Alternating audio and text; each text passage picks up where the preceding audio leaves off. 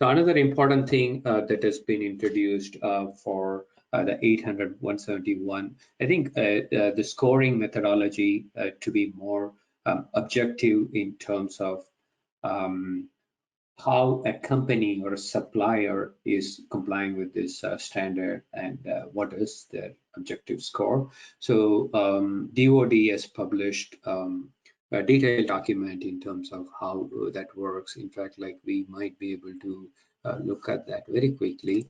So yeah, so if you look at this DoD assessment scoring template, so for each one of the security requirements, what they've done is they've attached value based on the priority of that particular requirement. As you could see, some of these basic requirements carry high value because they are considered as like kind of the foundational, as we discussed, and then like some of the derived requirements may not be having very high value except in few cases.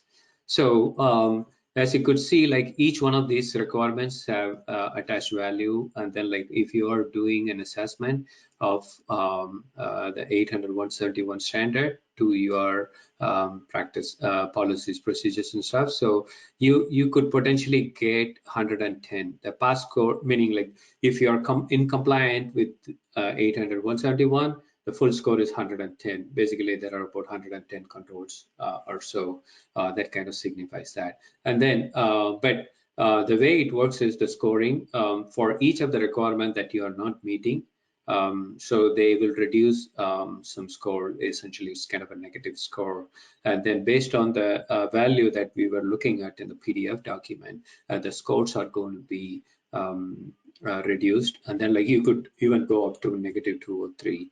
But essentially the idea here is to get some objective numbers in terms of where the suppliers are and how they kind of comply with these requirements and stuff. So again, there are different levels within this assessment using the scoring methodology. It could be a self-assessment, it could be a DoD personnel coming in and doing the assessment, or it could be a third party doing all this verified and validated on-site audit and stuff. So we are not going to get into the detail of that, but this is again at a very high level.